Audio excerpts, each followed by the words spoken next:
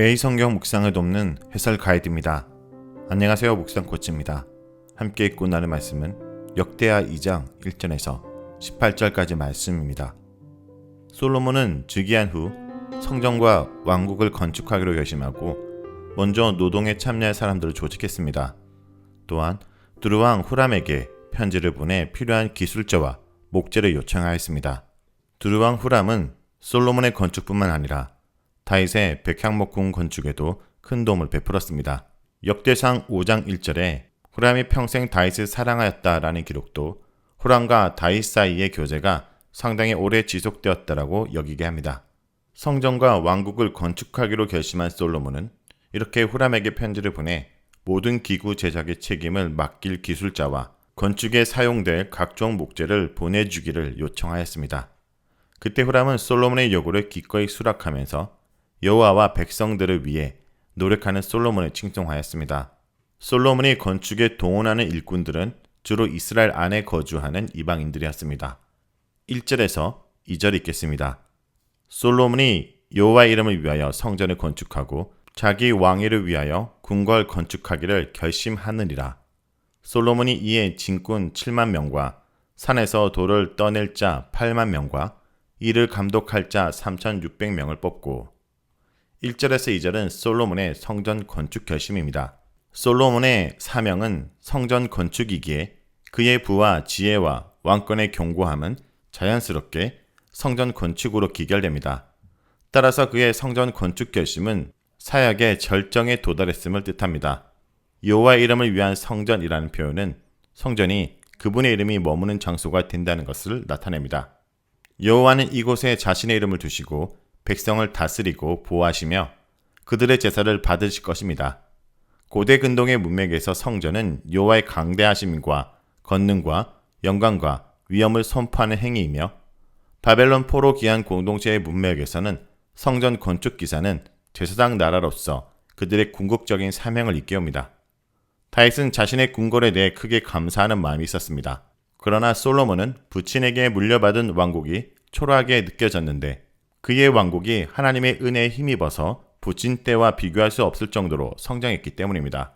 따라서 솔로몬은 왕국의 버정에 걸맞는 새로운 왕궁을 건축하기로 결심했습니다. 다음은 3절에서 10절입니다. 그중 3절에서 6절까지 읽겠습니다. 솔로몬이 사절을 두루왕 후람에게 보내어 이르되 당신이 전에 내 아버지 다윗에게 백향목을 보내어 그가 거주하실 궁궐을 건축하게 한 것 같이 내게도 그리하소서.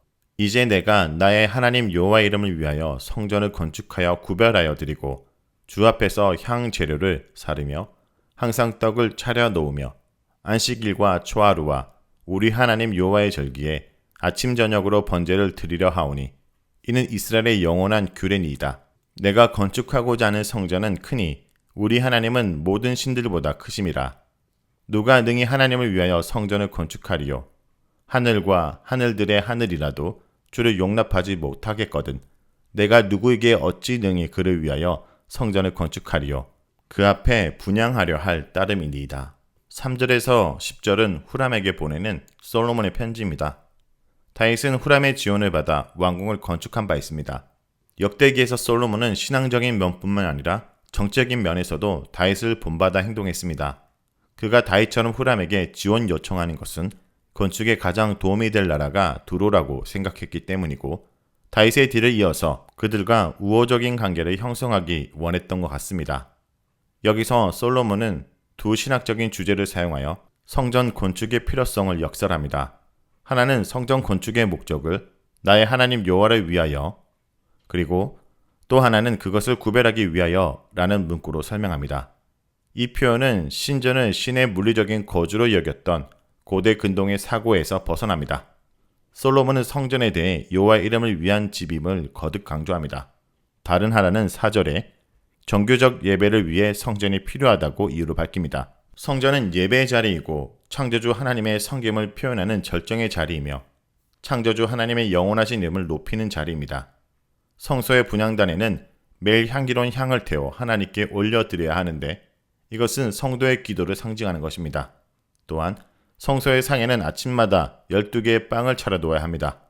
이것은 강야와 같은 고난과 결핍의 장소에서조차 모든 사람에게 차별 없이 매일의 양식을 제공하시는 하나님의 은혜를 상징합니다.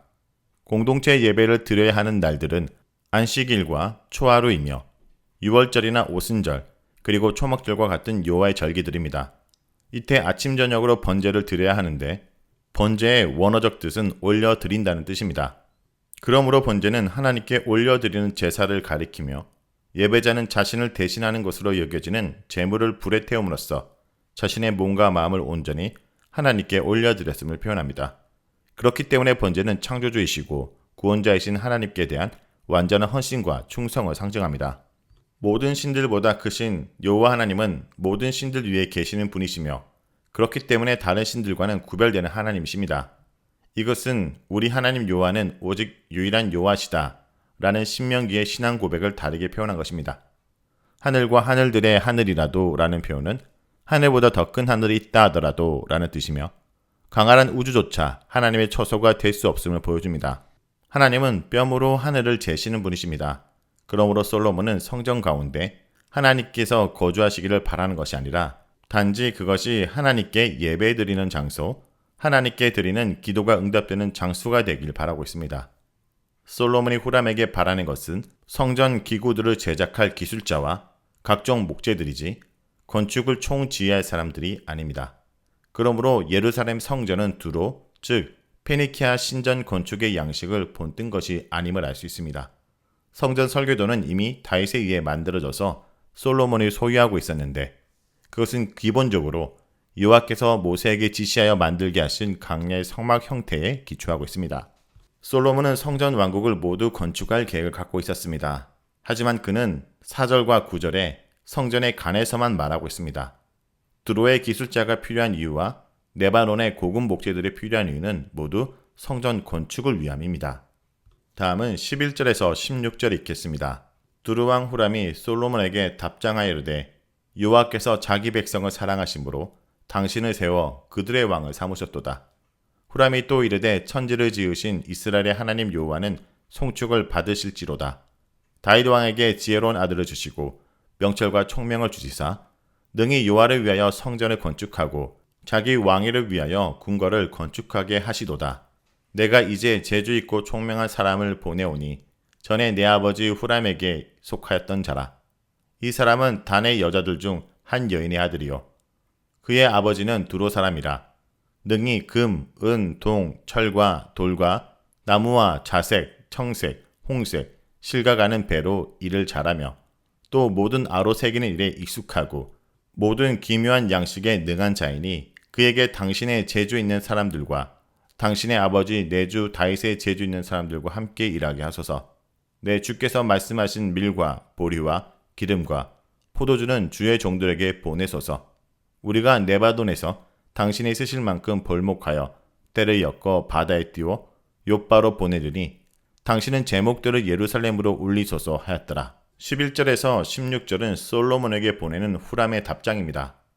이스라엘이 왕의 제도를 처음 도입할 때 찬성하는 세력과 반대하는 세력들 사이에 갈등이 있었습니다.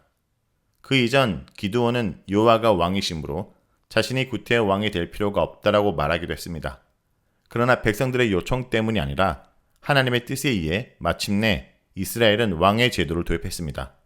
그리고 그 후 왕국의 역사를 통해 백성들에 대한 하나님의 사랑은 지혜롭고 경건한 왕의 출현을 통해 구현되었습니다. 그러므로 솔로몬은 하나님의 사랑과 은혜가 백성에게 전달되는 통로라고 말할 수 있습니다. 후람은 더 나아가 여호와 하나님을 천지를 지으신 창조주로 찬양합니다. 바벨론의 창조 신화를 포함하여 고대 근동의 신화들에서 창조신은 최고의 신이 아닙니다. 그들에게는 창조신이 다수 존재하는데 흔히 그들에 의해 창조된 신들보다 약한 모습을 보입니다. 하지만 이스라엘 신앙에서 창조는 경배의 대상이 되는 유일한 신을 결정하는 가장 중요한 특징입니다. 이스라엘의 신앙을 잘 알고 있는 후람은 이스라엘 방식으로 그들의 하나님을 묘사할 수 있었습니다. 다윗을 평생 사랑했다라는 평가를 얻고 있는 후람은 자신의 입으로 그를 내 주라고 부릅니다. 이것은 그가 다윗을 진정으로 사랑하고 존경했다라는 것을 나타냅니다. 다윗은 하나님의 약속대로 위대한 이름을 얻었습니다. 후람은 솔로몬에 대해서도 자신을 낮추어 내 주라고 부릅니다. 상대방에게 이러한 표현을 사용하는 것은 예법에 속하는 것이라고 치부할 수도 있지만 후람이 솔로몬에게 이와 같이 깍듯한 예의를 지키는 것은 다윗에 대한 존경심에 기인한다고 할 수 있습니다. 다음은 17절에서 18절 읽겠습니다. 전에 솔로몬의 아버지 다윗이 이스라엘 땅에 사는 이방 사람들을 조사하였더니 이제 솔로몬이 다시 조사하매 모두 15만 3,600명이라. 그 중에서 7만 명은 진군이 되게 하였고 8만 명은 산에서 벌목하게 하였고 3,600명은 감독으로 삼아 백성들에게 일을 시키게 하였더라. 17절에서 18절은 인력의 동원과 조직을 말합니다. 건축에 동원되는 인부들이 15만 3,600명에 달했습니다. 7만 명의 진군들은 석재와 목재와 같은 자재들의 운반을 맡았습니다. 그리고 8만 명은 석수와 벌목꾼으로 나타납니다. 아마도 이 사람들은 산에서 하는 이 두 가지 일을 함께 담당했을 것입니다. 고대 세계에서는 국가의 건축 사업에 참여하는 것이 백성의 당연한 의무에 해당했습니다. 하지만 솔로몬은 인부들을 대부분 이방 거류민으로 구성함으로써 이스라엘 백성을 귀하게 여기고 사랑하는 마음을 나타냅니다. 레위기에서 이스라엘 백성들을 노예로 삼는 것을 금합니다. 역대하 2장 17절은 이스라엘 백성이 아닌 이스라엘 땅에 거한 이방인들을 징집했다라 함으로써 토라의 가르침을 따르고 있음을 강조한다고 볼 수 있습니다. 자, 여기까지가 역대하 2장 1절에서 18절까지 말씀입니다. 오늘 말씀을 통해 우리는 무엇을 묵상하고 적용해야 할까요? 첫째, 하나님과 함께함이 필요합니다. 하나님 백성에게 가장 필요한 것은 왕이신 하나님의 함께하심입니다. 솔로몬은 아버지 다윗을 좋은 스승으로 삼아 온 정성을 다해 하나님을 예배하려는 마음과 성전 건축에 대한 열심을 그대로 이어받았습니다. 또한 아버지 대에 좋은 관계를 맺었던 주변 국가의 우호적인 관계를 이어갑니다. 다윗이 물려준 것은 건물이 아니라 믿음이었습니다. 하나님의 약속이었습니다. 이웃 나라 왕도 그가 믿는 하나님을 인정하고 대를 이어 협력할 것을 약속할 정도였습니다. 그러므로 솔로몬은 자신의 왕정에 있어서 하나님의 임재와 통치가 있어야 된다는 다윗의 정신을 그대로 이어가고 있습니다.